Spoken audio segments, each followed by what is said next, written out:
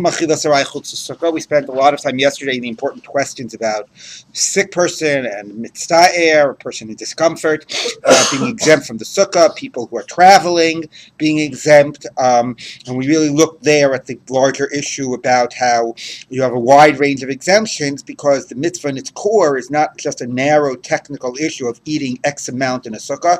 It's a broader concept of fundamentally living in a sukkah, and because that's a broader abstract concept, there are therefore more latitudes about what types of realities are considered to be living or not living in a place. But we contrasted that to nowadays, where we've translated the obligation into a very limited, narrow technical sense in terms of eating X amount. We've even dropped the idea of sleeping, and therefore, in that context, it's a little surprising to hear these wide ranges of exemptions. But the more it's an all-encompassing obligation, the more those exemptions make sense. So now we turn to this issue of eating and sleeping in a sukkah and actually begin to sort of quantify exactly how much we're talking about. Because the Mishnah says you can eat and drink sort of temporary, not a fixed meal outside of the sukkah. So the Gemara says the following. This is about 10 lines before the lines get wide, about 15 lines from the bottom.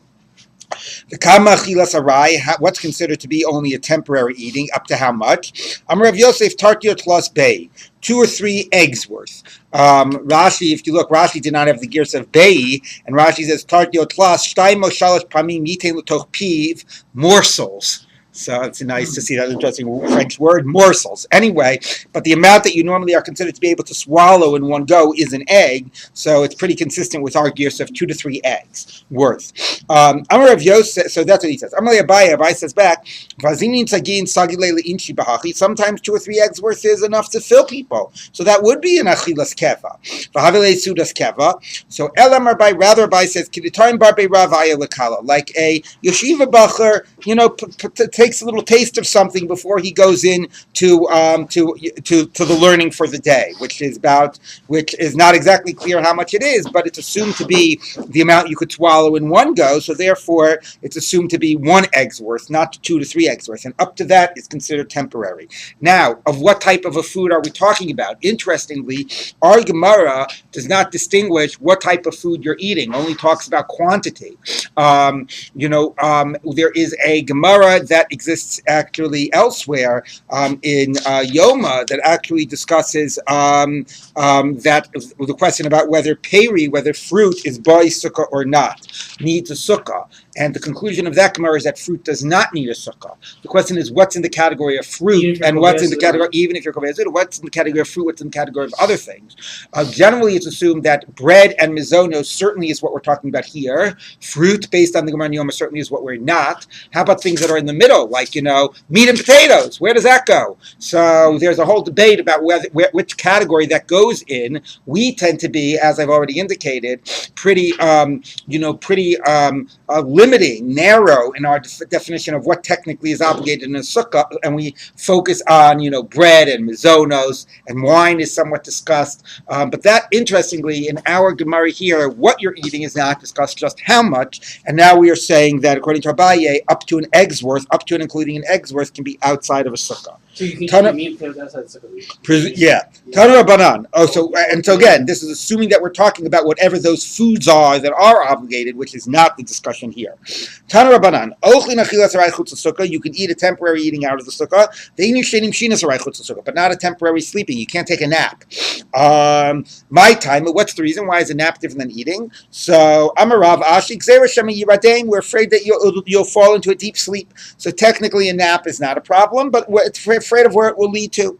Amalei Abaye, so Abaye said to him, Elaha Titania, that which we taught in Brisa, Yashan Adam Shinas Arai B'Tfilin, Avalo Shinas Keva. A person can have a temporary sleeping with tefillin, but not a permanent one. So according to you, every time you allow somebody to nap, you're afraid it'll be a deep sleep. So how can you ever halachically distinguish between the two? Because one will always lead into the other. So, why don't we afraid that it becomes a deep sleep? So I'm Rav Yosef, Breda Ravi Lai, all right, that would be a case where you told other people to wake you up. So that's a special circumstance, and that's why it would be allowed to take that nap with your tefillin on. So Maski Flora Misharsha, or Misharsha asked on that. Arvecha Arvatzaris, your co-signer, your guarantor, needs his own guarantor. How do you know the guy you've asked for won't himself fall asleep? So this is actually interesting because this issue about can you have somebody else remind you comes up about issues like can you do certain things before you've davened and so on, and do we say you can't trust somebody that they'll forget? So what about if you use electronic devices and set alarms? So that's a very serious question. But anyway, he says it cannot be. If you're afraid that a napping will lead, thank you, to a deep sleep, then there's no explanation of why you're allowed to take a nap with tefillin. So the Gemara says, all right, let's take a look at the Gemara.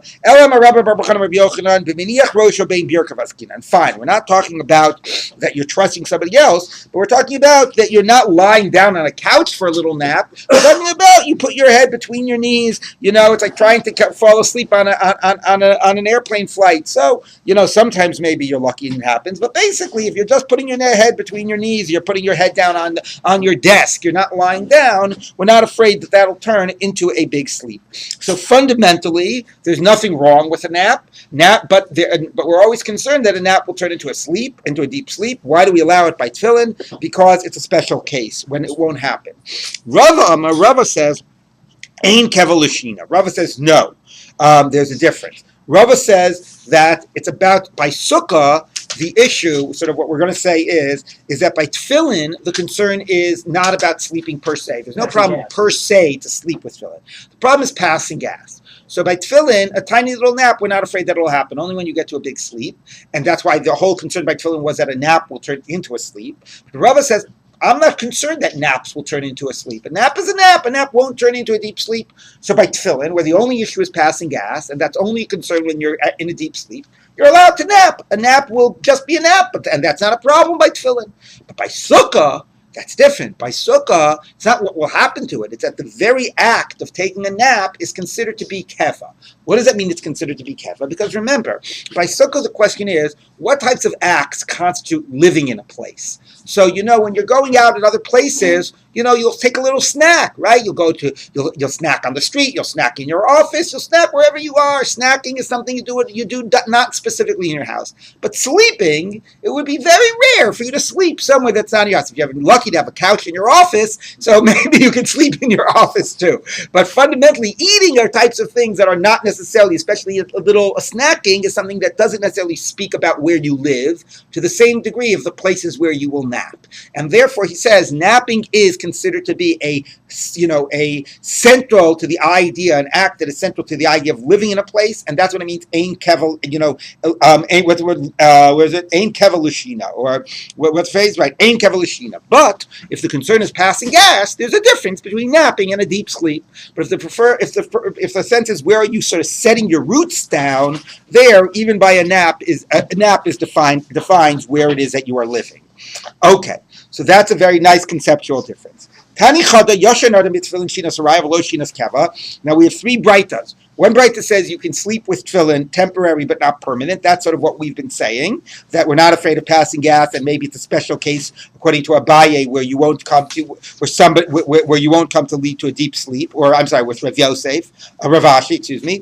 Avaloshin is keva. Vatanya idach ben keva ben arai, that you're allowed to do both temporary and permanent. That's a pretty big surprise. Vatanya idach, when you have a third brayta, so lo keva lo arai, you're not allowed at either. So how do you explain these three braitas other than to say that they're arguing? Lo kash, it's not difficult. If you're holding onto tefillin in your hands, so then you can sleep temporary and permanent, because there you can sleep, 1 minute. That's when you cannot sleep even permanent, even arai, right? That's when it's the most strict, because even a little nap, your hands will open up and your tefillin will fall down. So even though it's not on you and there's not a passing gas issue, if you're holding it in your hand, even a nap would be a problem. The second case, the middle case, is when you're wearing it, it's on your head. It's interesting that Gemara often emphasizes the head tefillin when it's talking about this. Like when it speaks about somebody who never wore tefillin, it talks about karkafta de lo manach tefillin, a skull that never had tefillin on it. It's fascinating. The Gemara's focus more on the tefillin shel rosh over the tefillin shel yad. So I don't know, maybe because it's viro, it's visible. Anyway, so if it's on your head, if you're wearing it, that's our distinction. A nap is okay. We're not afraid of passing gas. Deep sleep is a problem because you'll come to pass gas. And if, however, it's wrapped up in a handkerchief and you're just sort of sleeping nearby it and you're protecting it, then that would be okay. Okay. What was the chiddush there? Yeah. Well, maybe it's not appropriate to even be sleeping, having it in bed with you. It's by your pillow. But that's okay because it's wrapped up and it's not being worn. The kamashinas arai. Now that we distinguish for tefillin purposes, not for sukkah for the reasons we said, but for tefillin purposes, we distinguish between a napping and a sleeping, a deep sleep. What constitutes napping? So Tani Rami Bar Yechezkel Kadei Hiluch Meya Amah. The time it takes to walk 100 amot. Now, how long is 100 amot? So I will tell you halachically, we basically assume there's a debate about all this, but we basically assume that the time it takes to walk a meal is 18 minutes. Okay, so that's relevant for like the idea of when Shkia is and Seit, well not Shkia, but Seit and all those types of things.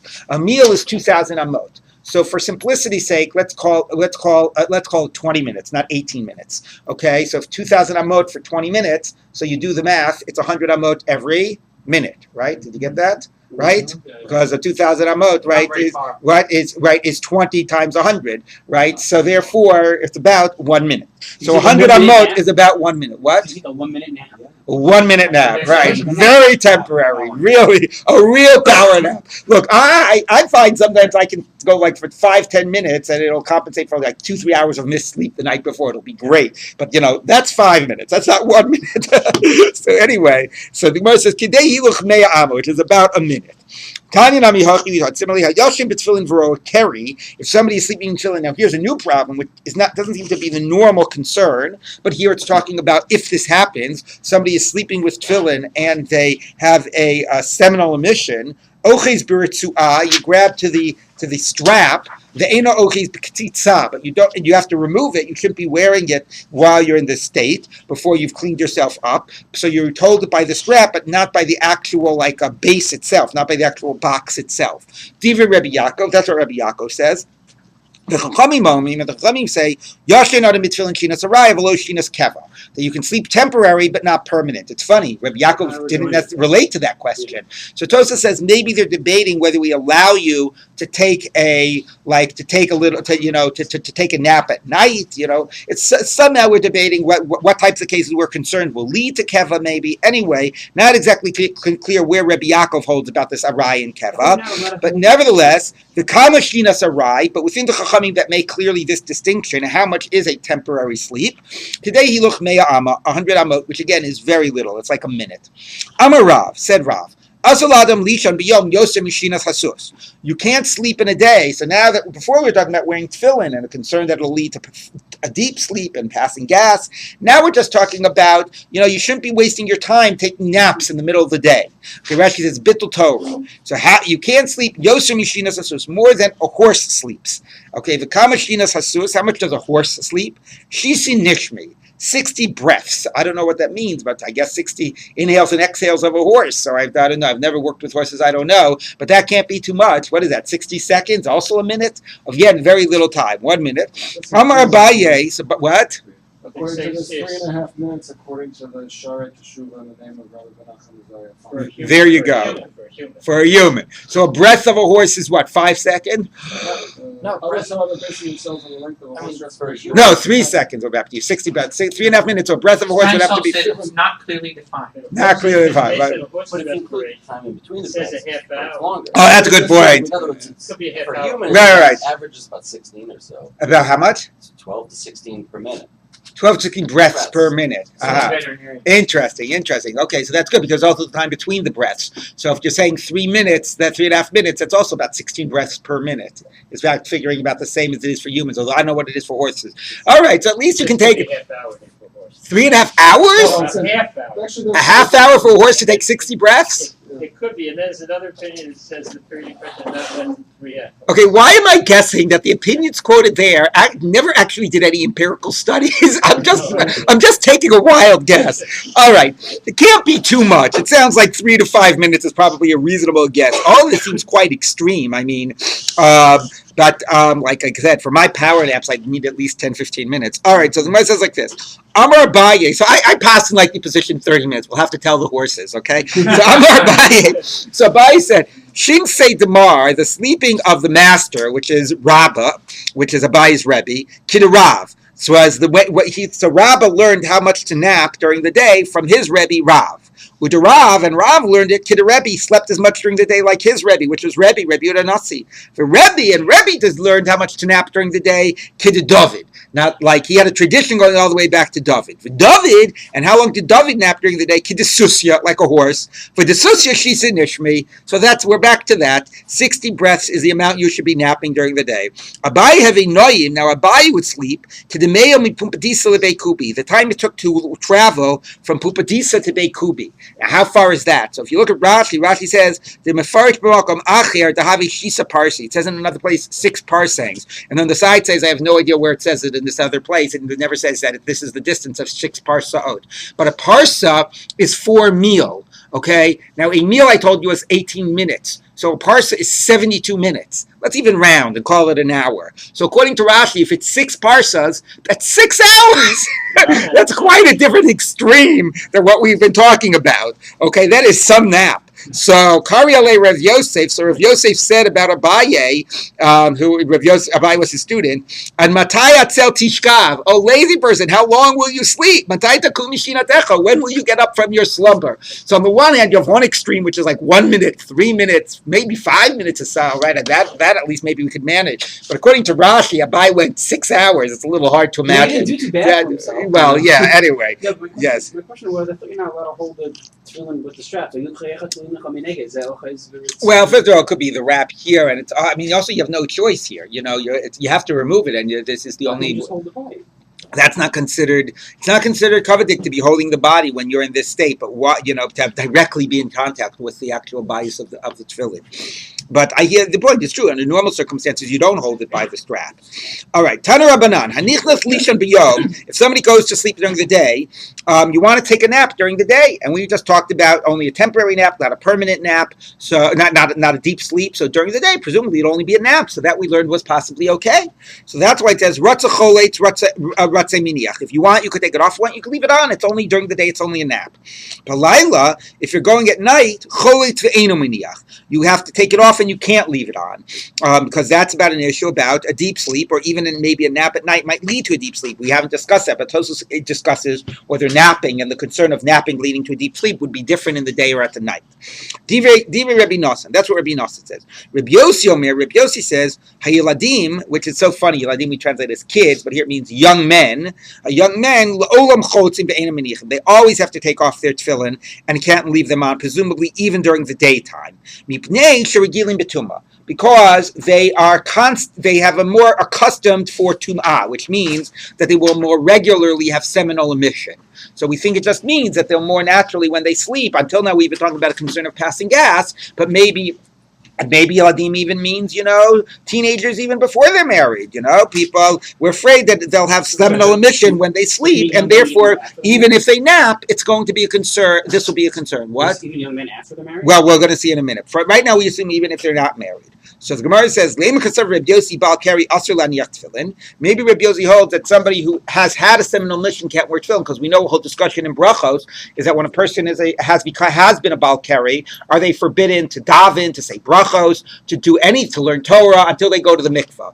So maybe this is a similar issue. He's concerned that there'll be a bal keri, and therefore they won't be able to wear tefillin. Now, of course, it's a little bit strange, because if he was concerned about if they were a bal keri when they were awake, he wouldn't say, he He wouldn't say when they're going to sleep. He would say that they can, can't wear tefillin in general because they're often a bal keri. So, if his only concern is that they'll become a bal keri while they're sleeping, which seems to be the issue, then it's not the issue about being a bal keri that's also to wear tefillin. It's like the Gemara we saw before. It's that when actually somebody has just had a seminal emission and hasn't had a chance to, to clean himself, that's a problem. Even if a bal keri in general is not a tefillin, bal keri means something that happened before. Right? Here the concern is while you're wearing tefillin, it'll happen. And it's fascinating that the Gemara does not distinguish those cases. It says, if you've got a problem with that, you must have a problem with the bal keri. No, problem bal keri is real, but that wasn't happened a while ago. I'm concerned it's going to happen while you're wearing the tefillin. So it's funny that the Gemara doesn't distinguish those cases, and rather than feel that it's going to be put in a corner to say, can you get me? Yes, thank you. To put in a corner to say that a bal keri can never wear tefillin, it says the following. So it says, Amar Abaye, no, we're not talking about just being a bal keri. We're talking about young men who are married and they can't go ahead and keep their tefillin on, even if they're taking, even if they're going to bed just for a brief period of time, if they're going to be with their wives. Shema Yavoli Deher Davar, because then we're afraid that if they're going to bed with their wives in bed, that they might come to actually have sex with their wives. So that's the concern. Now, so therefore, then, even if it's only even if you're only going to bed for a few minutes, there we're concerned that if you're going to bed with your wife, with your wife, it'll lead to sex, and that's the problem. Again, quite fascinating, number one. So we're not concerned about that if people aren't so young. Yeah. They can go to they go lie, husband and wife can lie in bed, the man can be wearing tefillin, that's not a problem. Number one. And number two, again, the fact that the Gemara felt that it was the same question about bal keri wearing tefillin as the concern that actually the person would become a bal keri while wearing tefillin, which obviously from the previous Gemara seems to be a much more severe concern. Anyway, let's just wrap this up. If somebody forgot and actually had tefillin on again, all of this shows you sort of like the Sukkah discussion. It's actually quite fascinating. It just occurs to me, because this seems to all be a digression from the issue about whether you're going to fall asleep. But if you think about it, there's actually a powerful parallel between how tefillin used to be and how Sukkah used to be, as opposed to how both of those are right now, right? I was talking about how Sukkah used to be this very all-encompassing, for the whole week you're living in your Sukkah. So it's not like only during these technical, very narrowly defined experiences. The whole week, so we give you more latitude, because fundamentally you're living in your Sukkah. Well, you know what? That's what tefillin used to be. You would wear tefillin the whole day. So we're reading here discussions about going and lying in bed with your tefillin on, and whatever. And maybe even for people that aren't so young, maybe we think that they're not, having sex all the time, so they can actually men can go lie in bed with their wives with their tefillin on, all these things, and somebody forgets and has sex with his wife when it's tefillin on. It's like, to us, it's like scandalous to be even thinking you got anywhere near those situations. But if you're wearing tefillin all the time, right? So then there's going to be like a lot more latitude of the circumstances in which we let you wear tefillin, and the time. So it's, again, there's a very interesting, I think it just occurs to me, parallel between what Sukkah used to be and what tefillin used to be, as opposed to how we now experience. We now experience very, very concrete, very narrowly defined, and we also, and assume tefillin is very narrowly defined. So it would never occur to us that these situations could ever get close to these situations when you're wearing tefillin. So let's just read the situation. So opposed to the case before, where a person just had a seminal emission, where he could take off his tefillin by holding the straps, here, where he actually had sex while he was wearing tefillin, he can't even take it off by the straps. But you have to first wash your hands, because in the other case, we weren't concerned that his hands had touched an improper place. He was just in an improper state himself. But here that he actually had sex, his hands touched places that are not clean, because hands are very busy, and therefore even he has to wash his hands before he even comes in contact with the straps of tefillin. So he's went to the bathroom. What? Yeah. Okay, yeah. Yeah, so Texas A&M University Extension Service, the average respiratory rate for a resting horse is 8 to 16 breaths per minute. 8 to 16 per minute. Oh, there you And when the go. horse is walking, the rate triples. Aha. So, but if it's So you're talking at most 7.5 minutes, and Okay. quite possibly much shorter. all right, but I'll take 7.5 minutes. That's getting closer. Yeah. If we could digress, after this last topic, that it all has a bit of a modern tefillin day. Right. Oh God, please. Let's not go there. So, Like we suspect, I think, that, for example, the tefillin shel rosh were part of like a normal garments, the way people in the Middle East and Arabs like cover their head, and there's a strap around the top, so that would be like a piece of the additional kedusha. Right. Do we have any information about what they did with their hands and their fingers? In other words, if they were wearing the shel yad, it's very cumbersome. Like you can't really go through. Oh, you mean did it go all the way up to the fingers like ours does? No, I don't think that there's. Right. I'd have to find out more about that, but there's no Gemara that talks about all the wrappings all the way up to the hand, and it's a very good point. How do you use your hands if the tefillin is going all the way up there? Integrated to the way that's a good point. But I will say that at the same time, where it's very clear how they're wearing tefillin throughout the day, there are Gemaras that speak so heavily about the constant consciousness that has to be on the tefillin, particularly about the tefillin shel rosh and always feeling it and recognizing like the tzitz. So it's hard to imagine anybody could have really lived up to that degree of a constant consciousness. Yes. So I'm just thinking, just overall, just based on the discussion, because of time, but there's sort of a tension because on the one hand, these days we're not doing anything but eating, but based on what we were saying before, it's just really be living in the sukkah. So let's say you have this nichush in your head, right? So you're punching from the sukkah, but if you're really not going to be any more comfortable in home or in the sukkah, then why not just eat in the sukkah? I agree. This is what I said yesterday, is that I think that people don't use the Paturim as liberally as they exist in the Gemara, and that's a reflection of the fact that we don't fundamentally approach the Chiyuv as broadly as we do in the Gemara. These days, if you actually have a headache, you would be fine. No, technically those things still apply, but I think as with everything, the devil's in the details. Like how broadly or narrowly do you understand the circumstances that qualify? And I think even when technically there is a Patur, people are not don't take it as readily because of the way in which at this religious psychological level we have recategorized, redefined the nature of the mitzvah. Okay, so let's now look at the next Mishnah, which continues this idea of eating temporarily outside the sukkah. They brought for Rabbi Yochanan ben Zakkai to taste some of the stew. They brought to Rabbi Gamliel 2 pressed dates, and a bucket of water. And they said, bring it up to the sukkah. Now that's interesting because those would seem to us to be achilas arai, right? When they gave to Rabbi Tzadok, presumably bread, as we'll see, he would eat less than an egg's worth of bread. Notlo b'mapa, he would take it with a handkerchief. He would eat that amount outside of a sukkah. And he would not bench because it's less than a kibetza, and he wouldn't do netilas yadayim.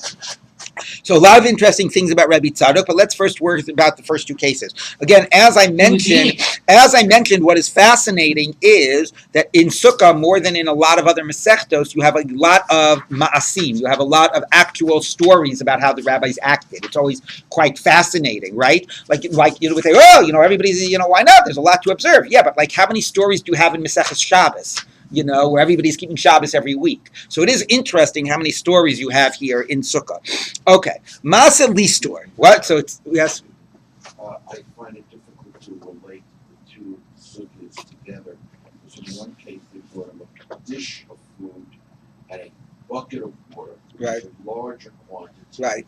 In the other case, he brought a less than a bait's worth of food. And we just learned that if it's under 3, you don't have to eat the sukkah. Right, or under or up to 1. So that the Gemara is going to address the issue of quantity. So let's read the Gemara, okay? So that'll be in the Gemara partly, and partly it gets to the issue about what types of foods, which is not directly discussed in our Gemara. So the Gemara says like this: Masa listor, is this a story that is coming to contradict? You just said a temporary eating outside of sukkah, and this certainly seems to be like to taste. Let's start with the first taste, which is obviously temporary, right? It's obviously a small quantity. You have a little bit of a taste of of the stew that's cooking. So you just said that it can be outside of sukkah. And here you said they said bring it to a sukkah. Here it's missing some words, or it's as if it's missing words. And this is what it means to say. If you want to be strict on yourself, machmir, you can be strict. It does not seem to be like a religious conceit. There's a better word for yura. What word do they usually translate yura as? Haughtiness. Haughtiness, or What arrogance, religious. Anyway, That's okay. yours, actually. Umaisa nomi vivilo Rabbi Yochanan and Zakkai litam as a tafshil. They brought him to taste the stew. The Gamliel shnei kosvos lija mayim, and Rabbi Gamliel they brought two dates. Amru helum l'sukkah, and they said bring it to sukkah. And this is an idea we're going to see top of Chasayin Amud Aleph a little bit later as well. That the minimums are minimums, but there's an idea as we've spoken about of trying to do everything in a sukkah. Now again, sometimes you do a lot. If you did a lot more things, sometimes it's not about quantity but quality. Like, you would understand, I have to have my snack in a sukkah. That might actually be a little bit of like, you are right, you understand why that has to be a concern. Because snacking is not necessarily something that happens, that happens in the home, right? Whereas some things that are not technically required might be less of a, more like a lichatchila rather than just like a balahachmir. Like if I want to be like watching TV, reading a novel, sitting around and schmoozing with people, those are the types of natural things you do in the home, and that wouldn't even be maybe a lahachmir. That maybe would be the ideal way to be mekayim to sukkah in this broader sense. But here, when it's just a tiny little snack, to be makbi to do it in a sukkah, that might be considered a chumrah. And the Gemara says, you know what, even that is okay to do. That's not a yura concern. 1 minute. And when they gave it to Rabbi Tzadok, so now the Gemara asks the question that was just asked. It sounds like he would be saying it's because it's less than a beitza. It sounds like once it's a beitza, it needs a sukkah. This could be a contradiction of Rav Yosef and Abaye. Rav Yosef said up to 3 eggs doesn't need a sukkah. And even Abaye, presumably, when he said like you pop in your mouth, that's understood to be 1 egg's worth. So according to Abaye, even 1 egg doesn't need a sukkah. And here you only did less than an egg's worth. So the Gemara says no. Because it was less than an egg, it got him out of everything. Nitilu bracha by less than an egg not only gets you out of sukkah. Sukkah you get out of even with less than 3 eggs, maybe, according to Rav Yosef. But less than an egg not only got you out of sukkah, it got you out of washing your hands and birchas hamazon. Hakibetza, once you have an egg's worth, boy nitilu bracha, then you have to wash your hands and do birchas hamazon. You might not need a sukkah yet. But if to get out of all 3, it needs to be less than an egg. So I want to say a few points about this. Number 1, okay, the issue about washing hands and birchas hamazon. We pass in birchas hamazon, you do even with kazayas. That's this huge tosfos that we pass in even a kazayas and birchas hamazon. A bracha rishona, even washing hands. A bracha rishona, even a tiny amount, okay, because you're not allowed to get pleasure from this world without a bracha. So there's no minimum amount for a bracha rishona. But birchas hamazon, we rule, is even a kazayas worth. Hand washing is actually a debate whether to kibetza or kazayas. What is the minimum amount for hand washing? There's some issue about I would have to recheck the exact debates, the exact positions about it. But there's some question about whether you make a bracha if it's between a kazayas and a kibetza, how we actually pass it. But there's some debate about whether washing hands at the beginning is a kazayas or kibetza halacha l'maaseh. In terms of the issue about if he didn't wash his hands, why did he cover his hands? What's this compromise of covering his hands? Sometimes you say, there's no water, let's just hold it with a napkin. So I'm not going to discuss that, but I will say that Rashi says it's just for cleanliness purposes. Tosfos says no. Actually, he was a kohen, and he would normally eat any food as if it were truma, and therefore. It's okay. And therefore, even if it weren't the general requirement of washing hands, he would not want to come into direct contact. With food as if it were truma, because if it were truma, then even if there was a technical reason to get out of the hand washing issue, you would still have to avoid touching the food. So that's the issue about covering the hands. From that should not be inferred that covering the hands is an alternative to washing the hands. The whole point here is less than a kibetza did not require washing the hands. So that's as far as those are concerned. As far as back to the sukkah issue, so we understand a little tasting of the tavshil is less than a kibetza. We understand that this less than a kibetza, maybe even if it was more, it was still, we had the minimums we said before. But the question is, how about the bucket of water? Isn't the bucket of water more than an egg's worth or 2 or 3 eggs worth? And that gets back to the point that this Gemara is not discussing, which is what type of food are we talking about? Okay, so there is a discussion in the Gemara, as I said, in Yoma about whether fruit need a sukkah, no matter how much fruit you eat, and the conclusion there seems to be that fruit do not need a sukkah. Presumably, water would be obvious that no amount of water is ever considered keva. That seems to be my understanding, right, to answer the question that was asked. So it's not just an issue of quantity, but the Gemara here, especially when it gets to the Rav Tzadok case, we were talking about bread, because it was about washing hands and doing a birchas hamazon. So their quantity, clearly, if quantity matters at any time, what food definitely needs a sukkah, it's bread. And therefore we were looking at that amount of quantity. But some of the other examples, like the bucket of water, presumably there was never an issue that water was not considered keva and would not need a sukkah. Yes? How does the issue of quantity in London these definitions for requiring washing in brachot interact with the distinction between tafkikar and tafel? Let's say I have a whole plate of salty herring and an entire pita to mop it up. Okay, so I don't want to talk about that. That's a brachos discussion. Okay, yes. What about the bracha l'ivshei basuka? We haven't talked about that. Okay, so that's a good point. That actually is comes up. There's a Gemara that discusses the bracha. And when we get to that Gemara, it's coming up in like a week or so or more. We'll talk about I think about 2 or 3 weeks. Okay. Anyway, we'll talk about that when we get to it in the Gemara. I think it's on Daf Mem something. Okay, so let's take a look at the Mishnah. Rabbi Eliezer Omer, Arba'asrei sudos chayev adam le'echol b'sukkah. A person has to eat 14 meals in a sukkah. Achas b'yom b'achas b'layla, 1 in the day and 1 at night. 2 meals every day for all 7 days. There's no minimum amount, or there's no limit, but also no lower limit. The only time you're obligated to eat in a sukkah is the first night. And it doesn't mean that you can eat out of a sukkah. We just said it's us. You can't eat out of a sukkah. We implicitly said that. Okay, but the point is you don't have to be eating, right? You don't have to. You can you can starve. You can go on a tinus, or you can eat fruit, or you can eat things that don't require sukkah. You can always eat tiny little snacks. Okay, there's not an obligation to make sure that you eat in a sukkah. You eat an amount that's obligated in a sukkah, except for the first night. V'odam Rabbi Eliezer also says, if somebody did not eat the first night, he should make up the last night, meaning the night of Shmini Atzeret.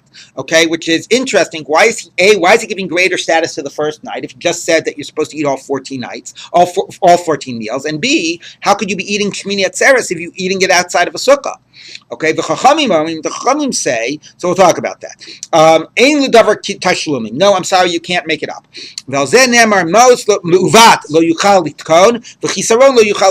Something perverted cannot be fixed, right? Like Rita took a good point, and something lacking cannot be made up. Okay, now by the way, this idea that you can make up until the last night, and the whole idea of tashlumim is an idea that is paralleled in a Mishnah by Chagiga, that you bring the Chagiga on the first day of the Chag, but if you didn't bring the Chagiga on the first day of Chag, you can bring it on any day of the Chag, up to and including, right, the last night. So therefore, or the last day, so whatever, we won't get into details about that. But anyway, so it's a similar type of a parallel by there, but the Chachamim say that does not work for eating in the sukkah. Okay, so let's see a little Gemara. My time with Rabbi Eliezer. What's the reasoning of Rabbi Eliezer that's first in the first debate that says you need 14 times? So Teishvu, it says you shall dwell in a sukkah, like you live in a house. The same way when you live in a house, you eat 2 meals a day. Even in a sukkah, you eat 2 meals a day, 1 a day, 1 a night. For Rabbanan, and the rabbis would say back, no, Kidira, like you live, nobody is forcing you to eat every day, twice a meal, unless you're a kid and your parents are forcing you, but otherwise, you can choose. Even by a sukkah, right? Like I've been saying before, it's not like it's supposed to be a prison, it's not like it's supposed to demand that you do these types of things. You're supposed to treat it as you would a house, which gives you the right to choose in a certain amount of latitude. Okay, so that's the Chachamim. By the way, Tosfos points out, if you look at Tosfos, Teishu King Taduru, Tosfos Biushami Yalif B'Gzeira Shava. Nerman Teishru, Never Lahalanu Petach Omoe Teishru Yomam V'Layla Shivat Yamim. Mashivas Yamim Amura, right? My yeshiva shenemer lahalan asabat leilos kiyamim afkir mokan asabat leilos kibiyamim. Okay, so meaning that we know of people that dwelled in a place for 7 days. Aaron and his children dwelled in the Ol Moed for 7 days. We're about to read it, right? And therefore, if you live in a sukkah, you got to live constantly 7 days. So that's interesting, learning it out from the Ol Moed idea, and that idea of what it means to like fully inhabit a place. But also, we've been discussing before, sukkahs anane kavod. mode and being in the presence of God and, sort of being under, directly, in God's presence, and the whole idea of the Kodesh Kodashim and the Kapores and the Kruvim. You might remember all of that imagery. So here, there's one connection of Rabbi Eliezer that's putting you in the Oel Moed, like with Aaron and his sons. So very powerful. But our Gemara focuses more on what it really means to fully live in a place. So the Gemara says like this. Says the Gemara, if you really, it's totally at your option whether you're going to eat or not eat. When you eat, it has to be in a sukkah, but you can choose whether to eat or not eat. So even on the first night, so it says on the 15th of the 7th month of Tishrei, and it says on the 15th of the first month by Chag HaMatzos. The same way, the first night there's an obligation to eat matzah. From there on in, it's you can choose to eat matzah, but we understand that although the Torah says 7 days you shall eat matzah, that does not strictly mandate it. The way we know that is because in one place the Torah says 6 days eat matzah, so we understand that that's to signify or signal that it's not an obligation to do it each day, but that the nature of the Chag is a time when matzah is eaten, but you don't actually strictly have to eat it every day, that only the first night is an obligation. So here too, here too, only the first night is an obligation. Thereon after it's volitional. Now it's not the same volitional, because you can actually never eat matzah for the rest of Pesach. By Sukkot, when you are eating, you must eat in a sukkah. But nevertheless, it is possible to go the whole Chag without eating in a sukkah if you just never eat the requisite amount. So similarly, there you can choose never to eat matzahs other than the first night. You just said that we don't have to eat in the sukkah if we eat certain foods. Right. So that's what I said. You can choose to eat the types and the amounts. Right. I should say no obligation then to eat in the sukkah. Correct. After the first night. Correct. All I'm saying is that the difference is that during Sukkot, you can put yourself in circumstances that create an obligation. When you are eating, let's say, a certain amount and a certain type of food, you become obligated in a Sukkah, whereas by matzah, that never happens. So for example, if I eat matzah on the other days of Pesach, I don't make a bracha. When I eat in a sukkah on the other days of Sukkot, I do make a bracha. And the basic difference is that by sukkah, when you are choosing to have bread and to have a certain amount, then you actually become obligated. Whereas by matzah, you never become obligated after the first night. But in both cases, you can construct it that you'll never have to eat on the rest of the days. Okay. Where do you know the first night is an obligation? The verse says, "Ba'erev tochlu matzot." Now, the verse says, what does it say? It says, "B'chimishasar b'chodesh ba'erev ad yom ha'echad v'esrim lachodesh ba'arev tochlu matzot." So actually, the whole verse in context says, "Eat matzos for 7 days." But we cut out those 3 words to read nighttime eat matzot, meaning only the first night is there an obligation. Hakosov kava o chova. The verse made it an obligation. So the same way it's an obligation the first night for Pesach, it's an obligation the first night for Sukkot, regardless of what you don't get to choose whether you want to have a meal or not. Now, there's a lot of interesting things that come from this Gemara. I'll just mention a few of them briefly. Number one, Tosfos points out, it sounds like you can choose not to have a meal on the other days, on the rest of Chol HaMoed, and even on the daytime of Sukkot. Okay, but what a minute, Tosfos says. Okay, that's true. But does that mean that you don't have a chiyuv to have a suda on on Yontiv? Because like the daytime of Sukkot, you don't have to have a suda. So if I forget A, I wouldn't have to have a suda. And B, if I forgot, let's say Yalav Yavo and benching, I wouldn't have to say it again because you only have to say it again when there's an obligation to have a suda. So those are things, that actually does sound like that's the conclusion of this Gemara. That there's no chiyuv of suda. Now of course you can make a distinction again. Well, maybe you have to eat a kizayis, but you don't have to eat a kibetza. There's that gap between what technically makes a suda and what degree is obligated in a sukkah. Okay, but that's one issue Tosfos raises. Is that really true? You don't have to have a suda on the other days, and certainly not on the rest of Yontiv, right? Wouldn't you think you would have an obligation of Yontiv day? I don't know. That's one question. The other question is, more directly about the mitzvah of eating in a sukkah, is how much is the eating of a sukkah on the first night like the eating of matzah? The big debate that comes up in the Rishonim is, to what degree is it in the context of achilat sukkah, and to what degree, or living in a sukkah, an expression of living in a sukkah, and to what degree is it more like achilas matzah, and it just focuses on do this eating, not in the context of living in a sukkah. What's the biggest nafkamina? The biggest nafkamina is, let's say it's A, there's a sheer question I'll get to, but B, let's say it's circumstances that would not constitute dira in a sukkah. Let's say you're a mitzdayer. Let's say you're a chola. Let's say it's raining.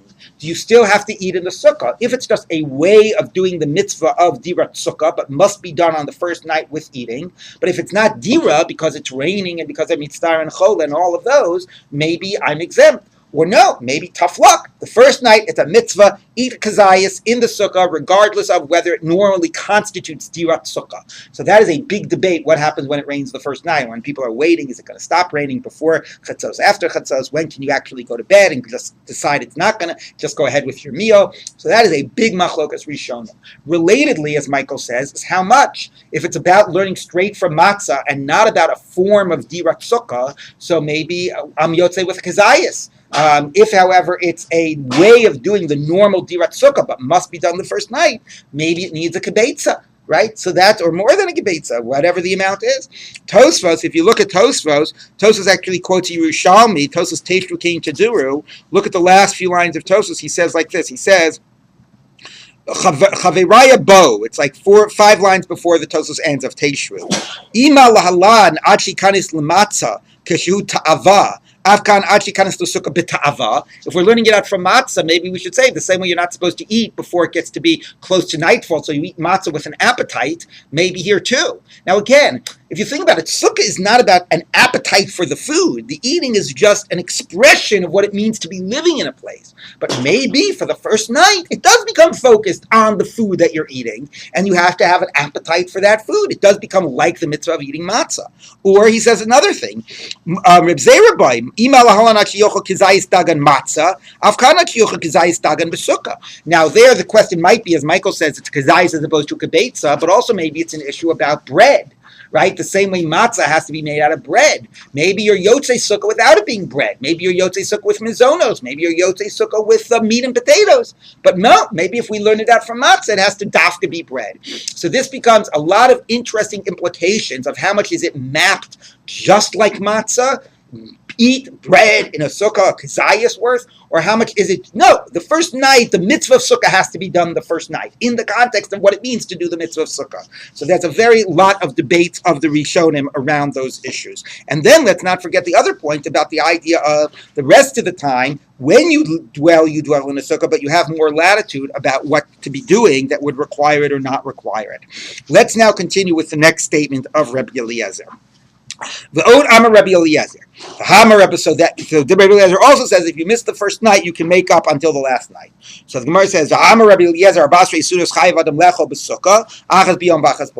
minute. Doesn't he say 14 meals? Now, what exactly is the question about the fact that he says 14 meals? Why does that seem to be in contradiction to the idea that he says that you make it up the last night? So Rashi, one way of understanding the way Rashi explains it, well, there's a couple ways to understand that. One is, why is he emphasizing if you miss the first night? Meaning, if he says you have to make up 14 meals, then he should say if you miss any one. What's the emphasis of the first night? Or another sort of nuanced way of saying it is, if he just said focus on the fact that you had a mitzvah the first night, then I can understand that you make it up on the last night, because then it doesn't emphasize sukkah. Like it's not, there's a mitzvah to eat the first night. You mitzvah the first night, fine. You do it any other night, or you do it even the last night. It's about eating. Somehow you're making up some eating, which happened to be in a sukkah. But if you're saying, no, the mitzvah of sukkah demands 14 meals, then how could you make up a sukkah problem after sukkahs? How good is it to do it after sukkahs? So what's going on here? So 2 sort of ways to understand the question of Rabbi Eliezer. Let's see what the Gemara's answer is. Amar Bira, Amar Rabbi Ami, Chazer Bo Rabbi Eliezer. Rabbi Eliezer reversed himself. Now, which one did he reverse himself from? This is a debate of Rashi Tosfos. Rashi says he dropped the idea of 14. He basically went back to the rabbis and said only the first night is what really matters. But once it's about the first night, it doesn't have to be focused particularly on sukkah. There's a mitzvah of eating the first night that actually connects to the discussion we had a minute ago. And therefore, if you miss it the first night, you can make it up any other night and even up to the last night, even if you're not eating in a sukkah. That's the way Rashi explains it. Tosfos says, no. It's the other thing he reversed himself from. It's when he said 14, basically, according to Tosfos, there's an idea of 14 meals, but don't necessarily double underline the word sukkah. There's an idea of 14 meals during the Chag. Okay, but it's not so much about sukkah has to be 14 meals. And therefore, if you missed one of those meals, not even necessarily the first one, then you can actually make it up even on Shmini Atzeret because it's about 14 meals. It's not necessarily 14 meals bas sukkah. Now, why did he say Leila Yom Tov HaRishon? So actually, this that girsa is a late girsa. The Maharsha says all the earlier Mishnayot said Mishalo Achal Yom Tov HaRishon, not Leila Yom Tov HaRishon, and it's not about the first night. He says Chadashi Mikarov Bo. Now there's these new girsas, these that say Leila Yom Tov HaRishon in order to make it connect to what the rabbi said. But the actual original girsas, he says, no, you missed one of the days. And therefore, you make it up. Yontiv, but Yontiv could be, right. But once you're not saying Leil Yontiv, then it could also be less lavdafka. Okay, so there's an interesting debate now, right, of Rashi and Tosfos, whether he is saying making up the first night, which is what Rashi said, and he's dropping the idea of 14, or whether he's saying make up any missed night, but it's not necessarily focused on the sukkah per se. On the fact that it's all about 14 in a sukkah, that sukkah is central. No, he's not close on 14. You need 14. He's closer on the idea that it's central to the idea of sukkah, because you need 14 meals over Yom Tov, but not because bis sukkah, and therefore you can make up one of those meals even afterwards, more, right? even Let's say I missed 3. Do I have to eat so 3 presumably meals? Not. Presumably he lets you make up one again. There's also a question how much implicitly we're comparing it to the chagiga, which it does parallel to in some ways by the language, and you make it up even on the 8th day and so on, and how much that's only one thing to make up. Let's take a look. It's a good question. How many can you? Let's take a look. Let's get at least to the bottom of the daf. So the Gemara says like this: Mashlim b'mai. What do you do to make up the missed one for? Ilema b'rifta. If it's bread, suda diyoma ka'achil. That's the normal meal you would be having. Let's say you're eating it on Shmini Atzeret. So that what makes that to be distinct? What makes that count as the makeup? Okay, so maybe you could say the fact that you're doing 2, it's like when you make up a misdavening, the fact that you did a second one. But that's, according to that, there's nothing distinctive about that. So that won't be good for a makeup. Elamai yashlim. Yashlim b'minei targima. You do it with various delicacies. Now, what are these delicacies? So, if you look at Rashi says minei targima. Lachar shesilek yavir parparaot umadanim lefanav k'gon peiros v'kasinim v'kflotot umivushalot. So, various cooked dishes. It's only, and also throws in fruit. So, Tos says, no, excuse me. If you're making it up, and what you're making up is an achila b'sukkah, then it has to be the type of eating that would require a sukkah. And Tosfos goes back to remind us that fruit doesn't require a sukkah. So according to Tosfos, minei targima are things like meat and potatoes that do require a sukkah. Okay, but this again gets to that issue of are there things that are not bread and not mizonos that require a sukkah? And for Tosfos, the answer is yes, and that's the minei targima. But the Gemara is not clear about that. Again, since the Gemara is allowing you to do a makeup even on Shmini Atzeres, maybe it doesn't have to be things that are chayv in a sukkah, but Tosfos assumes that it does. 1 minute, so let's take a look. Tanya Nami Hachi, we taught similarly.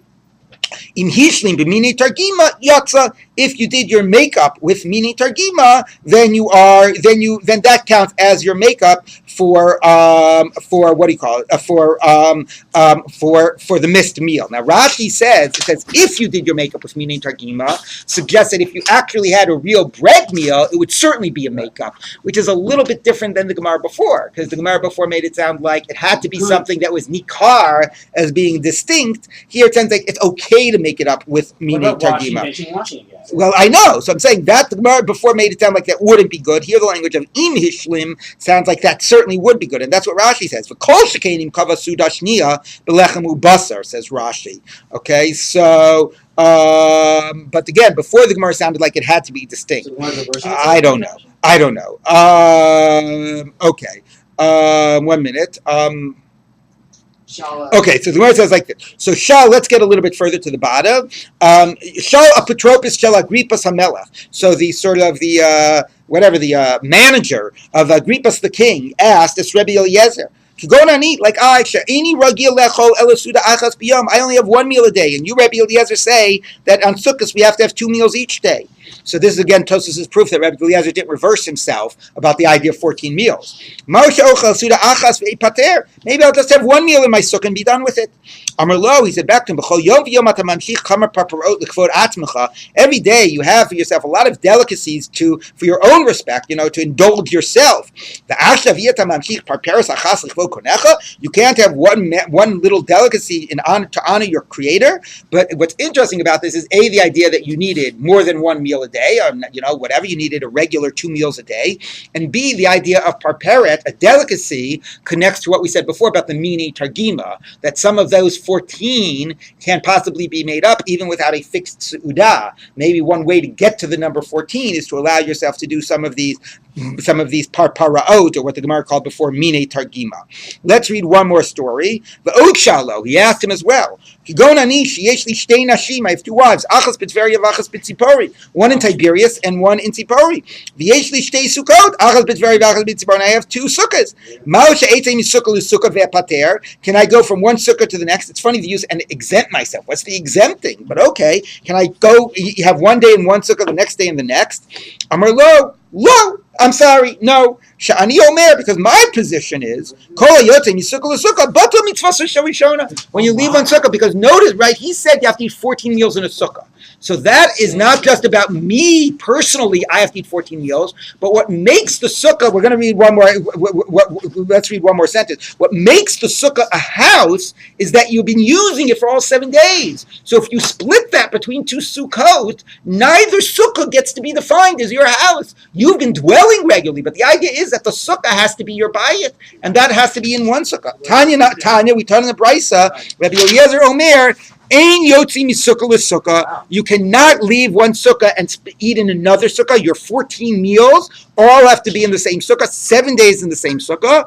Ve'ein osim sukkah b'chol shamoed. And similarly, you can't make a sukkah in the middle of the Chag, because in order for it to be a sukkah, it has to be for all 7 days the same sukkah. V'chachamim omim, and the sages disagree.